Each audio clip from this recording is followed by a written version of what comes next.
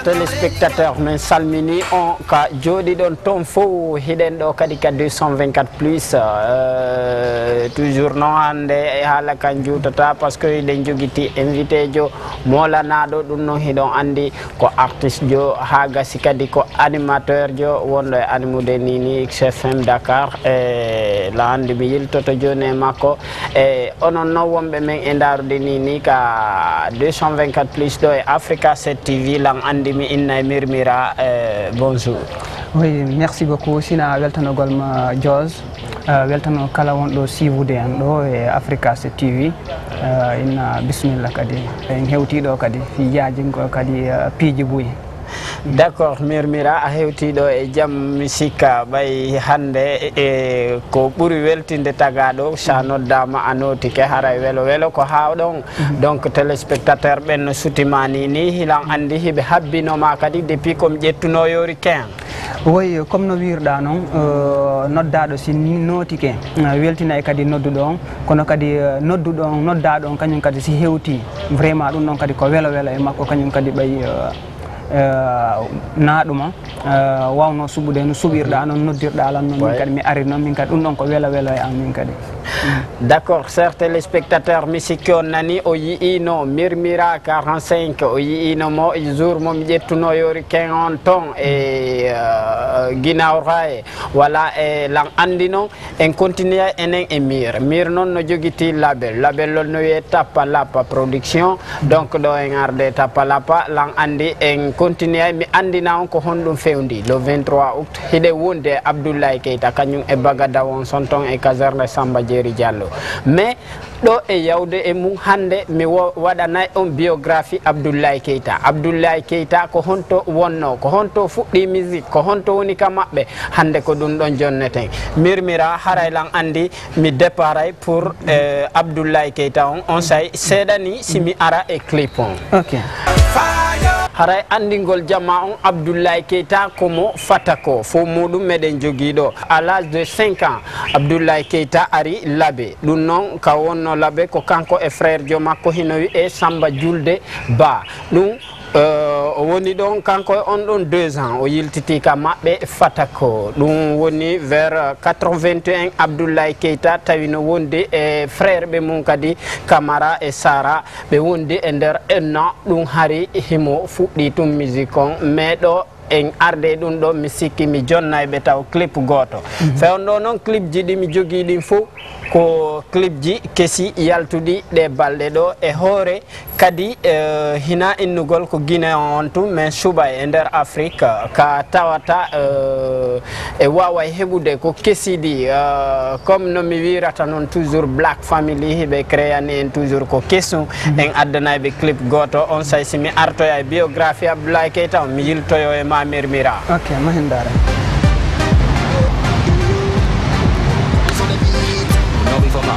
My mommy's not your music, not jammy and bozy. Go down low, I can treat you right, 'cause I got more flow, I can make you fly. Lady down low, I can treat you fine, 'cause I got love. You tell me down, I go follow you. Your body, you have to make the drive me cool. Your baby got ways, the beautiful. I know it. She to paint through my room. Ash can tell we do we cool. When I calculate it's 22, my lady, you deserve a crown. I see the wine it, baby, I know say you they want me. I see the move that thing, I know say you go fly with me. I see the do, I know say you go blazing. I see the do me, baby, I know say you go so high. You chop me good. Why you say you gonna leave me? Hey, you chop me good. You think say you gonna be free? Where you dey go? Where you dey rush? You dey go? I go drink the cocoa, baby. I go drink the cocoa.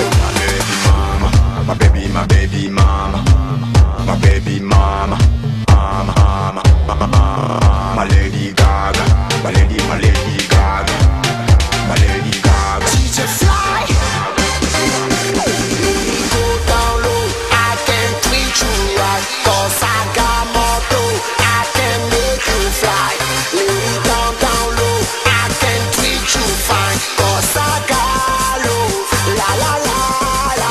want it, where you like it, where you need it, where you want it. Oh yeah, where you need it, oh yeah, where you want it, come on, where you like it. Je t'invite à Greta, Greta, viens Greta. Aujourd'hui c'est Greta, Greta, viens Greta.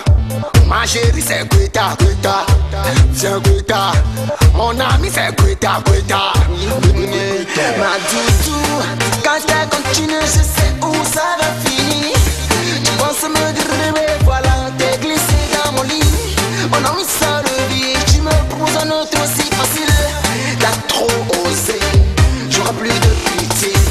Façon tu tournes, je veux même plus te calculer. Oh ma baby, oh follow me.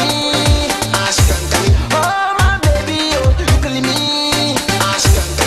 Dans la cuisine, voiture dans la rue. My baby mama, my baby mama, my lady Gaga, my lady Gaga, my lady Gaga. Go down low, I can treat you right, 'cause I got moto, I can make you fly. Lady down low, I can treat you fine, 'cause I got love. Look, yeah, where you want it.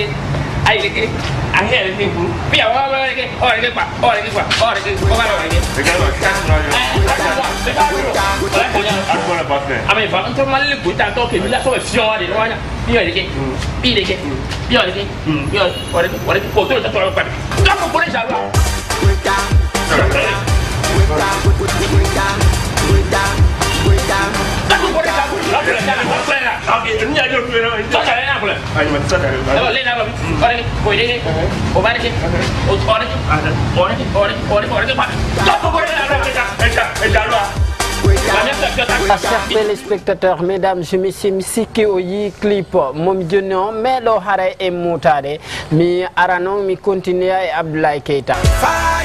o fuɗɗori accordéon o joui accordéon e nder 7 ans duuɓi jeeɗiɗi himo juude ɗum ɗon o acciti ɗum ɗon o natani clavier ɗum woni ko wiyeten kon enen woɓɓe wiya piano donc o naati o joui ɗum ɗo 8 ans ko joui ɗum ɗon e nder 8 ans o hawri o immike o yahi Kankalabe noon ko kanko kadi e frère jo makko wonduno o wonde on ɗon e nder 5 ans on ɗon feƴƴini groupe kotra o makko mo wonduno ton o naɓi on groupe ɗon seeɗa après o iwi Kankalabe ɓawo artika makko Fatako o formi noon groupe makko personnel o woni e gollidugol kanko e groupe makko e nder 8 ans kadi kanko groupe makko ɓe golli e nder 8 ans tawi chance makko fuɗɗike immade hawrodiri Sekouba Fatako yaltini e premier album mum on ɗum ko sa yata yeton après Sekouba Fatako comme no andirɗon noon komo Fatako o ari o yiidi e Abdoulaye Keita o tawi Abdoulaye Keita no wakkili o inni Abdoulaye Keita yo aru o ɓannita ɗum ka groupe mum Abdoulaye Keita accepti parce que mo wawi cordéon himo wawi joude kadi clavier o ƴetti Abdoulaye Keita o yaade muɗum Conakry ɓaɓe yaadi Conakry o wakkili e nder quelques années ɗum no yahude 2004 Abdoulaye Keita naati e préparation album muɗum on mais Abdoulaye Keita ndaari tawi hino joyno son hino wi'e Korboya noon ko village wonɗo binde Fatako ɗum noon himo joyno Korboya weli o ndaari o tawi au lieu yo joue Korboya weli koyo joue e Fouta Weli. En 2004 woni premier album makko Fouta no Weli. Donc o yaltini on Fouta Weli en 2004 ɗum ko remix song o waɗi ko yimayno kon Corboya o change ɗum ɗon o waɗi Fouta no Weli ko ɗon o yimata Fouta Weli Fouta kame Weli dow Weli Fouta no Weli woy bon o yaltini on ɗon en 2004 donc o yehi on son ɗon okkimo succès molanaɗo o waɗi tourné e nder Afrique ɗon pays ji ɗin ɗuɗuɗi o waɗi tourné muɗum o heɓi succès muɗum. En 2007 o préparé album makko on ɗofto mawɓe ma woni ɗon han 2010 o golli Naɓoran Kayata mi sikki noon jamma on sinani Naɓoran Kayata hiɓe andi ko kanko e Rika wanno on featuring noon clip on hiɗen jogiti ɗum en aray joni e clip on ka yewteten jamma on aneji makko ɗin ko honno wayi mais haray ɗo en arde on ɗon landi mi jonnayɓe tun taw clip goto ko français ɓe mais Murmura haray an kadi mi landoma début carrière ma on taho. Oui, comme no wirɗa noon vraiment ɗum ɗo kadi ko welo welo Jose ko arta ko adi taw yewtay artiste jon wowla biographie makko c'est très beau. Sa wolino e côté Mur mi fuɗɗike musique depuis ɗe wawi nangude joni duuɓi boyi ino lan e côté culture on avant mi fondude 2002 2003 mi fondi Murmura 45 le mouvement pour la redynamisation des ressources africaines formide ɗum e woɓɓe buyi e staff e jaatigui ɓe am buyi min fondi groupe on kono noditi boy andi sa woni groupe tun ko am a fonda e goɗɗo nodita fo ara intégrant e mum woɓɓe goo hara yima e woɓɓe goo ara ka staff woɓɓe goo ara mo ɓe heɓay kañum kadi ko joguiti e piyon kon en 2004 2005 Allah waɗi chaque jour andi groupe no évoluer tan noon andi woɓɓe goo ko noon ɗumannorta woɓɓe no andi heɓay chaque jour woɓɓe no naata woɓɓe no yalta groupe on ɓe janda andi ko jandata kon chaque jour a yiyay no ɗumanno yehiri noon ha 2005 2006 2006 2007 fuɗɗidi kadi ha joni no continue e groupe Murmura 45 on ɓay ko wiyete ko mouvement ko ɗum a yahaju ɗo noon min continuer ha 2009 mi yaltini album premier vaccin label Tapalapa production réalisimo album on no dono yalde o nodi Murmura 45 woni ay sa yi ay buyno inala Murmura 45 on Murmura 45 ko ɗum ɗo woni groupe mo mi fonde on no wayi tun hande siɓe hayntema an ka yaasi ɓe ne 224 plus parce que ko an initie ɗum ɗon kan ɗumanni ɗum ɓe nodditirta inde ko ɗumannirɗa kon o waɗi noon on tumanti inde nde mi yaara no nden ko inde Mur le missionnaire de la rue joni indi pourquoi wata ƴettude inde groupe momi fondi on il faut mi ƴetta min kadi inde hoore an avant la yahirayno étranger woni neɗɗo mo hoɗa hay nokku comme missionnaire après nomi imagine étranger en tant que lan ɗumannaɗo ɓe hinnayi nono haray ko ɗum mbini nono ɓay o philosophie mi wonno miijitade enen e wonu ɗo ko en étranger ɓe ɗo sen golli sen natti sen yiltike ko dowaɗe yilta ton ko golluɗen ɗo ko ɗum tawoy tan ton kadi ko noon on image mi inni noon joni mi change ɗum ɗon mi waɗa Mur le missionnaire de la rue ɓay ko même chose kono ko inen en tum change tan ko ɗum ɗo waɗi en 2009 août 2009 label Tapalapa production min golli album on mais yaltini album on ɗum ɗon e août 2009 on album ɗo yalti album o 11 titres momi gollidi e label Tapalapa production au nom de Mur from Murmura 45 mais Mur exactement an ko année hombo fuɗɗiɗa musique on année on tun mi landima woy fayda no wawi wiide andi ko goɗɗum ngo arta e neɗɗo na wawi wiide ko fondumi manifeste carrière an ko 2003 yiltitoto noon gayntoɗen e biographie Abdoulaye Keita on say si fuɗɗoɗen noon enen e Mur par ce que on nani seeɗa ko Mur yewti mais en fof kitalita o donc Abdoulaye Keita hino fuɗɗi musique on tigui on 1982 o fuɗɗi waɗude musique on e o yaltini album makko on en 2004 ɗum ko Fouta Weli comme no mi wiri on nane no 2007 o yaltini deuxième album makko on ɗofto mawɓe ma 2010 o yaltini troisième album makko on ɗum ko Naɓoran Kayata depuis ɗum noon o waɗali tourné Dakar au Sénégal o waɗali tourné hayka région ji la Guinée fou o yeehi Europe waɗi France o waɗi Allemagne kanko e Dimon TV o waɗi Belgique so yiltiti noon o inni wo so arti kanko tourné makko en Europe ko ɗo Dakar ɗo wattoto wadde concert so yaha o yaltinoya 4e album makko kanko Abdoulaye Keita e o inni wo album makko il faut ara o joana public wonɓe ɗo Sénégal ɓen ɗum ko le 23 août caserne joni noon haray e ɗo e ɗum ɗon o waɗi kadi fitrinji kanko e kanko Condé kanko e artiste ɓe buyɓe waɗi fitringa donc haray e ko ɗum ɗo wonno ko yewteten fi Abdoulaye Keita ɓayi haray joni ko clip makko yaten e muɗum on say si continue e débat meɗen o joni noon haray e ɓako fi Abdoulaye Keita mi yewti joni en daratay tun clip Abdoulaye Keita on sa yeltitoɗen enen e mermira continue émission meɗen o 224 pichon ɗo e Africa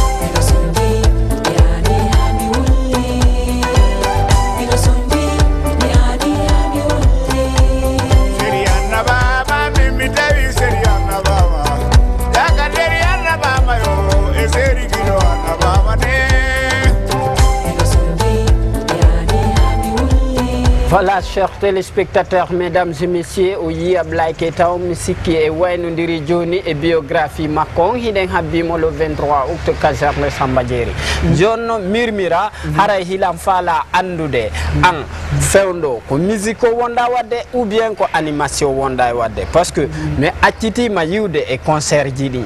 nini ka won ma mi yiwgol ko côté animation haysa ari concert ko comme animateur wonda ardude e explique mais si tawi acciti musique on e sa accitali min no wodi rapper ɓe wonɓe lan noddude inna mir acciti rap mir joni ko animateur donc ko honno wayi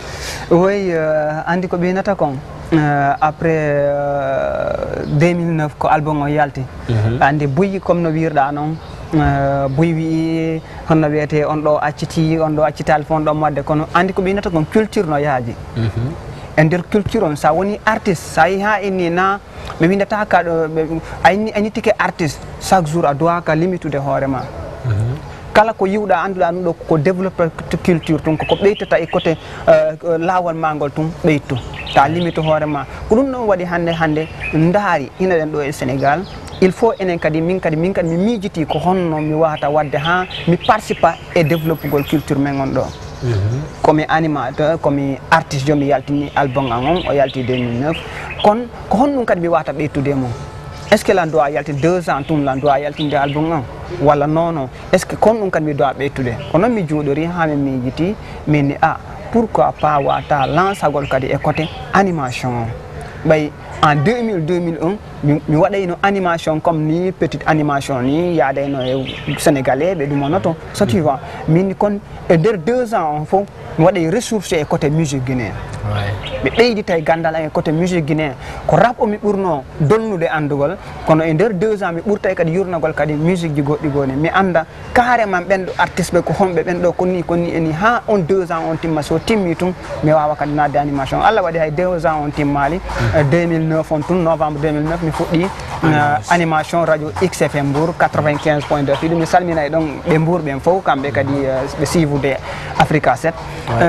comme noon inni mi accitali comme musique on c'est juste mi concentré côté label on Tapalapa production andi sa joguite label a golliɗo ɗum e partenaire ɓe buyi projet ji buyi no dari an a bañoto watgol sacrifié seeɗa carrière ma on kono quand même laltinde mi yaltini premier single mi yaltini 2 single 3 single kono ɗin ɗon fof vidéo ji ɗin no arde kono na hawjugol ngol andi ko ɓeynata kon min inde nde mi ƴettiden ko nden mi woni notorade missionnaire na missionnaire de l'ari na hollitagol walla wiigol star o na ɗum ɗo min ɗumanna sagoy ko mission missionnaire woni doy pas à pas après jama o yiya woy anda ko ɗum ɗo jaka o woni ɗumannare d'accord chers téléspectateurs mi sikki o nani ko mirmira wi kon combien des albums joguiɗa ka marché album mi jogui on ko album goto on no mi wirma noon album premier vaccin kono mi tawama e featuring ji album ji goɗɗi wonɗi ɗo yaltuɗi ɗo e Sénégal e yaltuɗi kadi côté Europe album on kadi mi heeɓi toon featuring ji wonɗi har ɓen ɗon ko Europe ɓe woni e wonɓe ɗo kadi kono album an on sa jentema nana e mum featuring ji buyi hara ko artiste wonɓe ɗo Sénégal e artiste ɓe kadi wonɓe extérieur wonɓe France woɓɓe goɓe wonɓe ton e États-Unis comme noon on ɗo kadi featuring ji ɗin kadi après album on kadi mi waddi featuring ji e woɓɓe goo buyi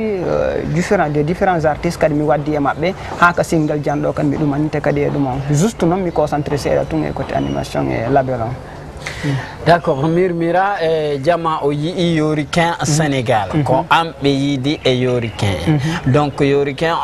ko onon wonno ko e projet mo arno ou bien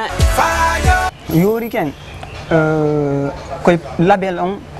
wonno dogidude projet ji makko ni wodi Sénégal ay clip ji ɗumaji buy projet ji buy mais yaajinayi andi ko ɓeynata kon label Tapalapa no yaaji presque côté Sénégal ɗo min exploitali ɗo ɗum on ɓay sa yiwde tun andi sa debbutuɗo a ƴetti artiɓe on signiniɓe contrat sonko gon ɗuuɗe mieux ko fuɗɗorɗa dow fuɗɗoɗa doy arira ha hara sa nadori artiste bomɓe ɓe naata hara hayɓe anda ɓe naati nder ton a faami kono sa fuɗɗike tun sonko gon ɗuuɗay ɗum on ɗuuɗo hara projet on aboutirata hay foy kono fuɗɗoro réalise gol album golluɓe hara naɗoɓe base hara ko kamɓe ɓe yoɓa e paasi maɓɓe yoɓa biye maɓɓe ɓe ara ɗo e Sénégal fi gollugol clip ji maɓɓe yoori avant yoori alde mi réalise clip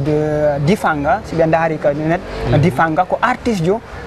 cartoon ɗo waddo e Luciano featuring golluɗo album makko studio Tough Gun on ɗon clip ko min réalise on album label ta minata min nayi ko label Tapalapa production réalise on album avant ɗum ɗon Lamine Sissoko kadi artiste jo kadi sénégalais jo base ɗo Suisse kadi min réalise kadi album makko Ben Salian Kouyaté kan kadi ko artiste jo men guinéen jo base ɗo ton États-Unis o ari ha ɗo Sénégal kan kadi min réalise clip makko on ɗon mi tegui exactement sa yii noon joni kon ko wiyeten kon ko yoori woni positionnade ni woni tun ɗum on yoori on jama o andu yoori ha plus que les autres artistes que men ɗumanni o ɗum waɗi kono koye projet on réalise gol album makko réalise gol clip Fouta on ɗo e label on réalise kadi projet ji goɗɗi goo wonɗi e yalti dowaɗi yaltude e album makko on kadi mais Mirmira mi sikki Tapalapa production fewɗo tigui tigui ko honɗum e honɗum wonɗon e waɗude woyi fondo ɗo ni min attoraki ko étude men waɗi min attoraki waɗugol produire andi chaque jour sa janngude terrain on woda e seeɗa ko heɓuɗa e mum min andi si min attaki min inni yo min attoro promotion e audiovisuel woni honɗum ndaara o artiste joɗo goto andamo goto ɗumannaki min yiya talent o min eto ha jama andamo yiya talent makko on min waɗa mbuuɗi amen min yeetomo kadi ngal ɗo sa rewi ngal no moƴƴi autant que kadi artiste ɓe wonɓe to e nodda men ɓe inname woyi comme hannde no yirta le label Tapalapa production no golliɗa e Safa Diallo artiste jo andaɗo au niveau international e haldi foten kono noon ko échange des idées waɗa promotion yaajina fonɗo ni min e projet ji fi waɗugol promouvoir artiste ɓe wonɓe ɗo e wonɓe kadi côté extérieur goo deuxièmement noon après noon ko noon min ɗumannorto ha min duwa yaltinde e 2014 on no woodi piiji boyi kadi ɗi min duwa réalisede en tant que label Mirmira e yiltitoto tun e clip goto ɓaylan andi jama o welama heɓugol clip ji ɗin ka 224 plus on say arten e Tapalapa kañum e Mirmira 45 de cathéter. Moi je suis un gars c'est clair, mais je fais pas l'exemple. La cycle rap y'a que ça que j'ai fait, mais je fais parler le sample. Et c'est pas l'escante, ta langue sur ton palais scande nos paroles. Est-ce qu'en disant sauvage on escape nos parents? Mot par mot, j'ai été bien élevé ma parole. Mais si j'ai déconné c'est bien que la rue m'a parlé. C'est la voix du chitak par là. Il va t'endoctriner, y'aura plus de pour parler. Donc réfléchis à deux fois, utilise pas tes défauts pour palper. Minimiser ses fautes pour le papier. Même si je t'avoue à des fois, mes défauts m'ont taclé. Je commets des fautes mais je connais mes failles désormais. Toujours la dalle comme au début, armé d'une plume, j'arrive dans le dos des putes. Pour faire entrer les thunes de grosses études, les frères n'attendent plus. La cycle la connais-tu, on m'a dit la chance tourne, j'attends depuis. Autour de toi les vautours ne sont pas ceux j'attends le plus. Toujours la dalle comme au début, armé d'une plume, j'arrive dans le dos des putes. Pour faire entrer les thunes de grosses études, les frères n'attendent plus. La cycle la connais-tu, on m'a dit la chance tourne, j'attends depuis. Autour de toi les vautours ne sont pas ceux j'attends le plus. Armé d'une plume, j'arrive dans le dos des putes. Les grosses études, les frères n'attendent plus. On m'a dit la chance tourne, j'attends le plus. Ils sont pas ceux j'attends le plus. Armé d'une plume, j'arrive dans le dos des putes. Les grosses études, les frères n'attendent plus. On m'a dit la chance tourne, j'attends le plus. Ils sont pas ceux j'attends le plus. Enfant sauvage, sauvage, sauvage, sauvage.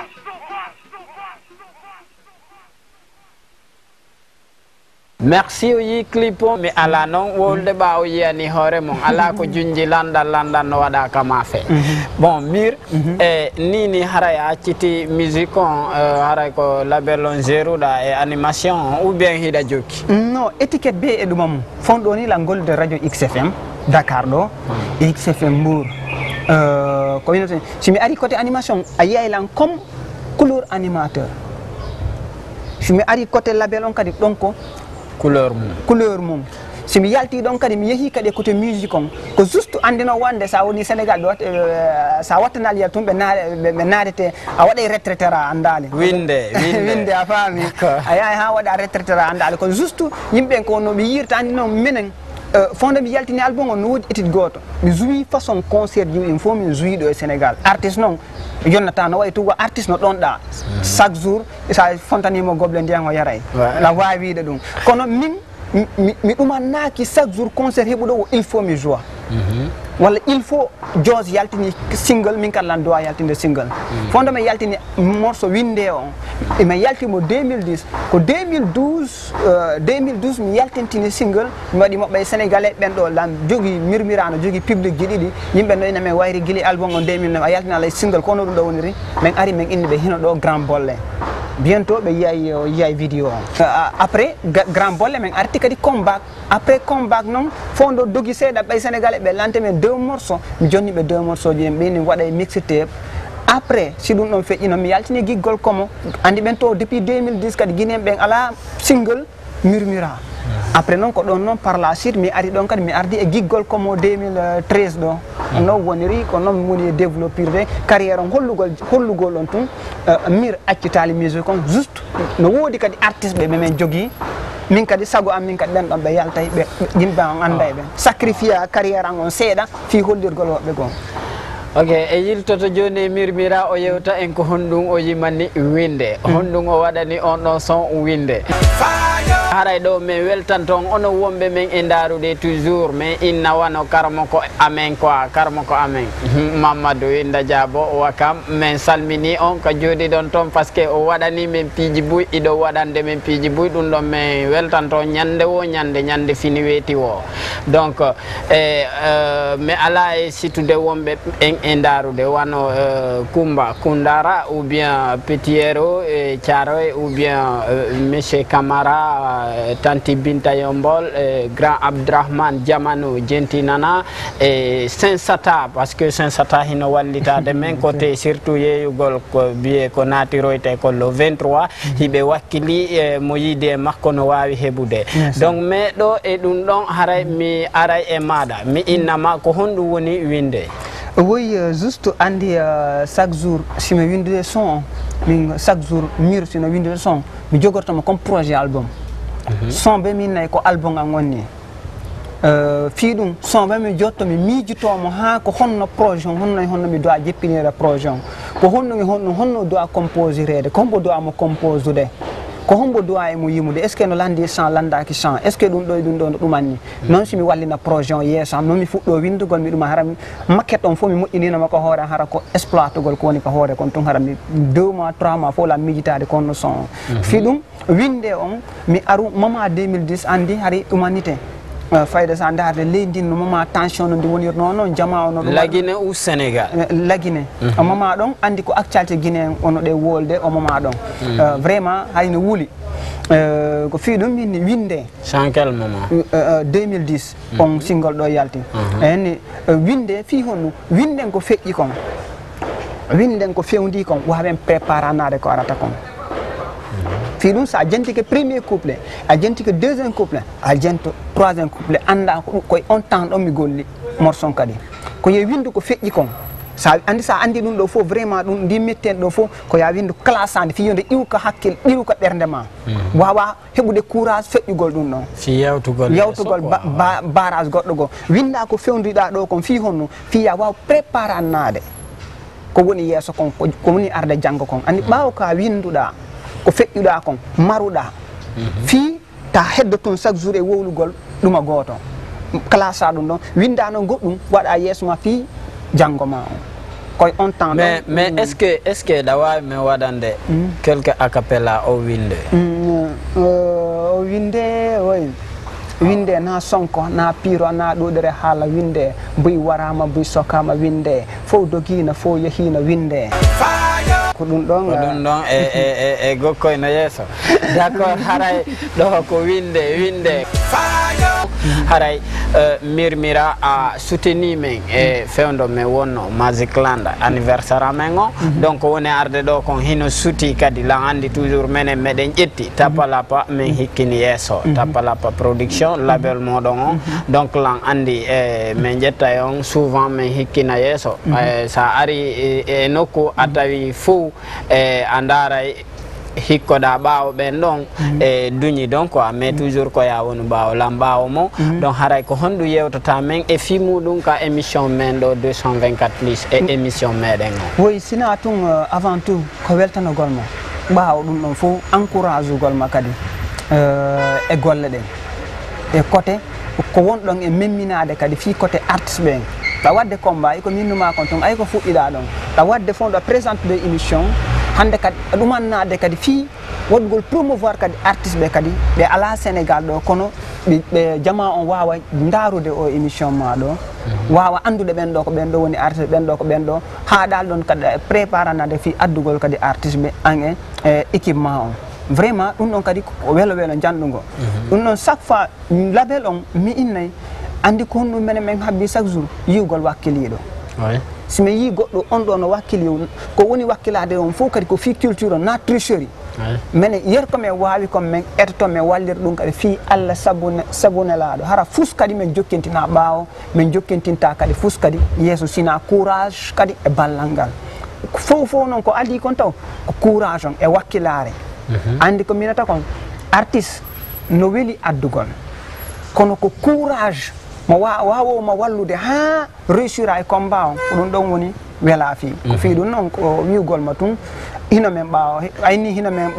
ɓaawa amen kono minen kadi hina men ɓaawa ma kono ko jonnidirgol juuɗe tun andi ko ɓeynata ko il faut adda jungo mi adda jungo wawen yawde yeeso d'accord parce que menen mi yeehi Conakry mi yi artiste Bouy mais on tigui yeehi daari tawi wonɓe bien placé ni côté mamaya on ko Abdoulaye Keita himo iwti tourné makko e mi yiwno kadi Alphadio Dara ko iwi États-Unis o ari ɗo mi sikki hay yontere hande mi hollirno on image makko ɗon ko juno kon donc jama o yi oɗo kañum kadi ko ton iwri o ari kanko kadi hayo joali taw Conakry mais yewti o innimo engagé argol joana public wonɓe ɗo ɓen Sénégal ɗo ɓen min y a pas de problème mi daari kadi côté rappeur ɓe ɓen mi tawi yaltinɗo dernier album mo ko Bagada Wonson Bagada Wonson mo yaltini album makko on foppoto foppo donc on foppoto fop ngulamu ɗo wooɗa par ce que ko suusere reedu yaltinta sifa on album ɗon Conakry ka meɗen o waɗi dédication kadi Belvédère hakkude capital meɗen ngal hakkude yimɓe ɓen fou e c'est vrai o heɓal difficulté e muɗum himo jindidude himo wiwade partout a faami donc mi daari mi tawi ko ɓen ɗon ɗiɗo woni bien placé fewdo ɗo ɓe waweten ƴettugol adda ɗo e ko ɓen ɗon kadi programme uɗen inchallahu e samedi le 23 août caserne Samba Diéry la andi jamma o yiyay e ka Africa 7 ɗo par ce que Africa 7 no nangi ɗum ɗon nangiri juuɗe ɗiɗi jamma o yiyay e gila ɗo ko honɗum wona e waɗede nde ñande e hiɗen sutini nde ñande ko andanɗa hoorema sifa on concert ɗo waɗal ɗo hina côté lumière na côté sono e artiste ɓeɓen kadi hino engagé waɗay ko kelɗi e haray mirmira ko ɗum ɗon min fewndini lan ande yiltitoto joni e goɗɗum go mais hilan joguiti e clip ji ɗi dogali ɗo hay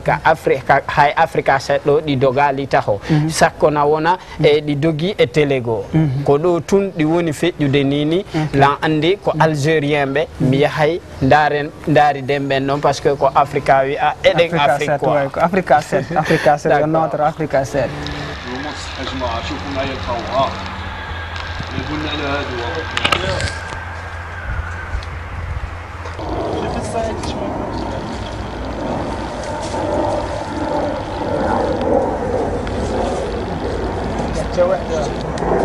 شو كاينه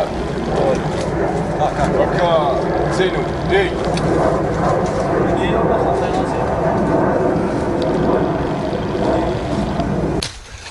يا صدق صرنا زينو يا بدو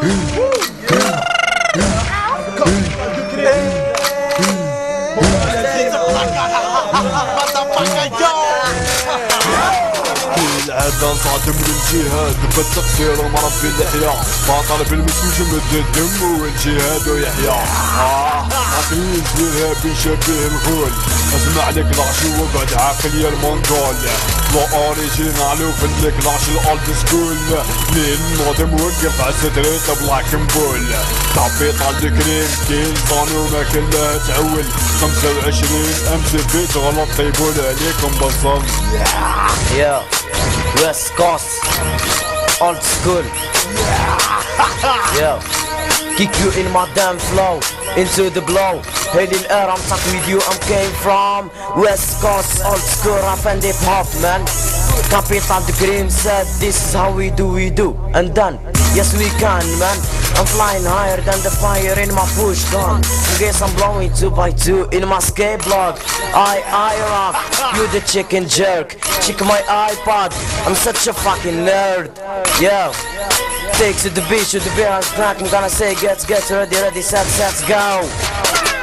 راني نشم في الراب عدت في ريحة لي راقل الراب بعدي زاد والله محنط باللي درع ستريت بالعك كيفا تسقع الحيطة والديك ما سيسير انجابوكم متبنيطة وش بيك تكلاشية ترابية وحد الكافية حد يدير الباس تيسو علي ماكش كابابل تبعني يا ابوكاليبس في الراس وفي كابابل لي حاب يرخص منكم اوكي راني برية كابيتال دو كريم معانا غير قارية سيرية احصر هي اطرواطه الراب تاع رجال ماشي تاع معظماته فرصة غفر الكولة دخلتوها للكوما لكان على الدولة من ذكري فوق الحكومة عقلية طوني مونتانا كي يخرج من الكارتي عقلية تاع مداما يحلم بروحو ديما ستار مع البابيشة صباح كيف لي بيبي بولا في الفراشة كل يوم راتي صاج لازم تعقب بعضاهم بالنكلاش مني دوماج عندهم كل نيفواه الفلو تاعك باشا خدمة باليعطاش كاش رططططا كي نحكم المجنون كيما الكتططنا نربي راب هيب هوب هاك دوق العذاب ارهاب الراب احب التستي امسية غير دير ستاب هذا راب ستيل امسي مشي مونولوجا نربي بلا من دخوله ملحقتش للعنقود قوله فوق الهيب هوب فوق الهيب هوب يا اوجاك الصايدو بالريفو ريفو راب بالهيب هوب نبقى طوب معالك ريب نو ستوب اجرب جبد هرب بعد من هاد الستيل كي نطلع فوق لاسين ونهيج في بلك مكرره تحير ديره في الرابوز حنا ديامو بيرة في الدومان تاع الراب مجاولي بروفيزيو بالفلو شكون الفور شكون لي ولا يخصي امسي او شكون تاع الداقسي زرب بحر فوج كل حكر طاب جئت اليوم في الهيب هوب نمرك لكم مستطاب تريت بلعك داق الناقة ما دفك بالعربية روح نيكماك ليك تلقى زيك يا اللوش عراني بك نتمنيك تبعني تهبل في الراس تسير راح تتبهدل سقسي اختك تحكي لك الاسطوار وانت عرفت معايا في البحوار ربشتو بينا ما نقرع على بالكم بينا مهابل كابي قلبي كريم انا كابي قلبي كبابل نيك ماتكم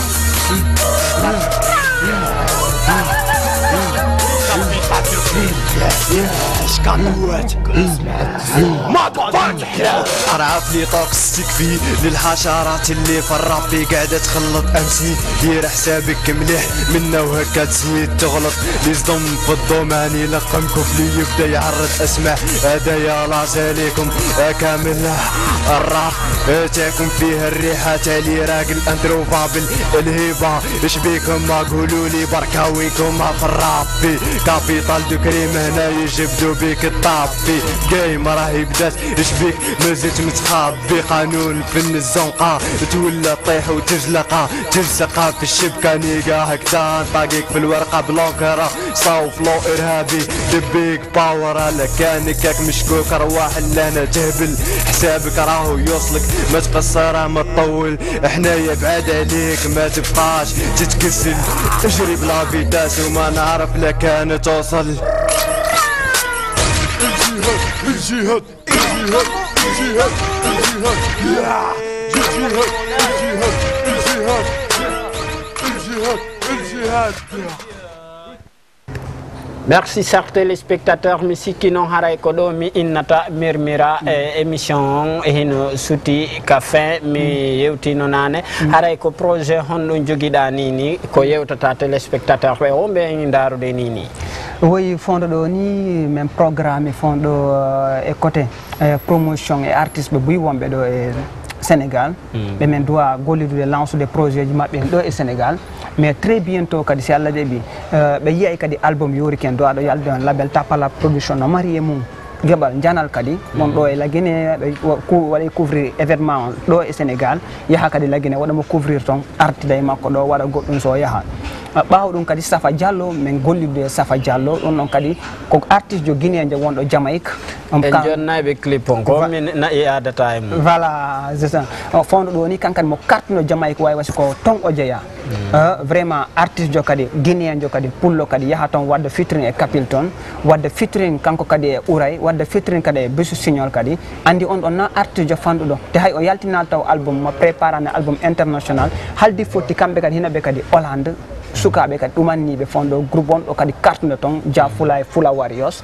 bientôt kamɓe kadi on yiyay kam bagage mabɓe ɗin projet ji ɗin no yaaji yo jama on habbo tun label Tapala production chaque jour mi yiɗata wownugol ko waali ley ko mi yiɗa chaque jour mi wona surprise e yesso jama on kono yo jama on habbo inchallah 2014 on ɗo mi yiyay piiji bus duwaɗe yaltide e kadi label on ko duwa lansude inchallah jaɓi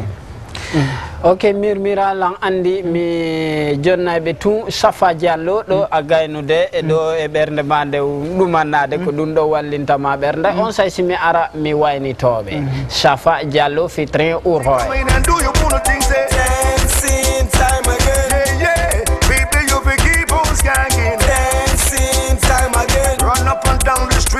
keep on dancing, dancing time again. Get in the groove, baby, and don't you be rude, y'all. Dancing time again. Swing your hips and move around, as I will tell you. Quick guys. Dancing time again. Everybody get ready. Be ready when you're ready. Dancing time again. Move lively, shake your body. No move daddy daddy. Dancing time again. Everybody get ready. Be ready when you're ready. Dancing time again. Move lively, shake your body. No move daddy daddy.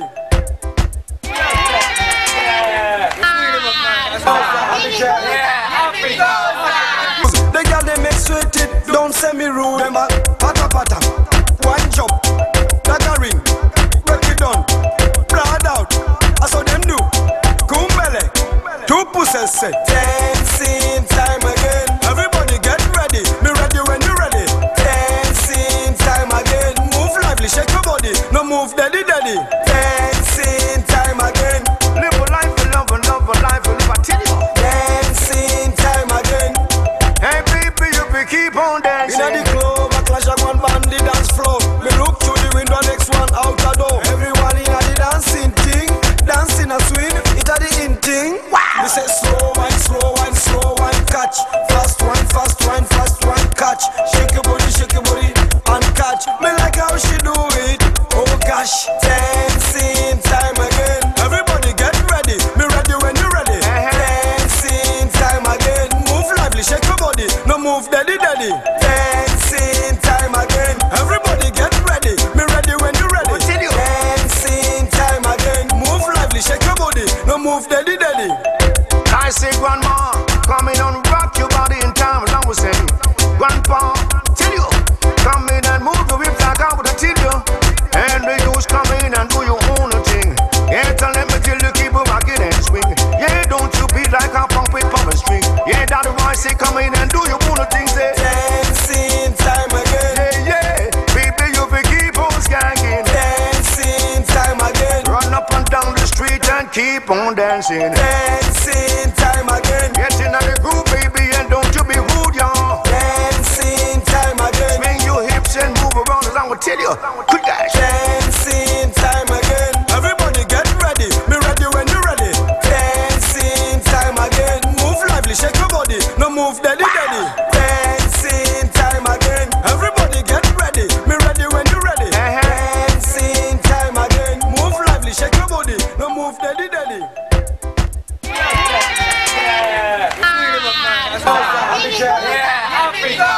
Safa Diallo yi uroy donc misiki non stawi inama uroy hidon andi ko hombo ne on ko jamaïcain jo n'est-ce pas harayo yi Safa Diallo dum non ko guinéen jo don non himo ka label Tapalapa production on andi wona golle sedaje label on non be waday clip stawi hidon fala dum non hido way contact today Mira 45 Mir le missionnaire misikata tunkadi woko diaspora ka ko étranger donc ara min ko do mion e waynitade kan mi jonnay on tun clip bagada on son ko on do wonde fermirde émission on hande ko wonno ka réalisation ko Ousmane Talla e hare côté montage Alpha Lalianke ka présentation ko Josby kono andirdon no e ka logistique Blay One e hare ko do mi woni on waynitade mi inna ono wombe men e darude fo men inna on big up men salmini on e yontre hande non l'an préparani on question enen e Tiken Jaffa Koli on nana ko Tiken Jaffa Koli yewtata kon seeda parce que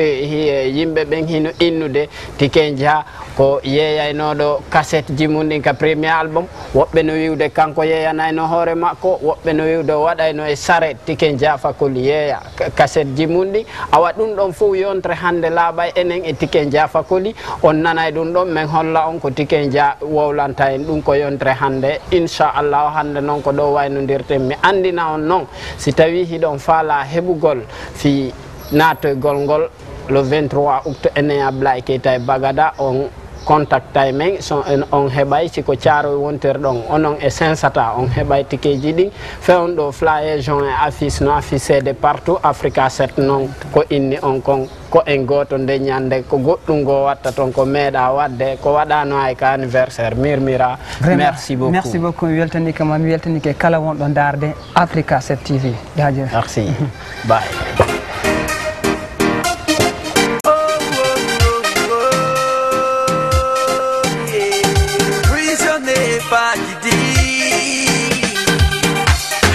Fala lanji wo mi forzata be milando mi te famindara mi te una sim jomba ma hai si da yidi lanji wo mi dignata hai ti de ugano anda ko sobe na samakala yeah devi mi do yiduma kangarima all the time mi do fala ma yeah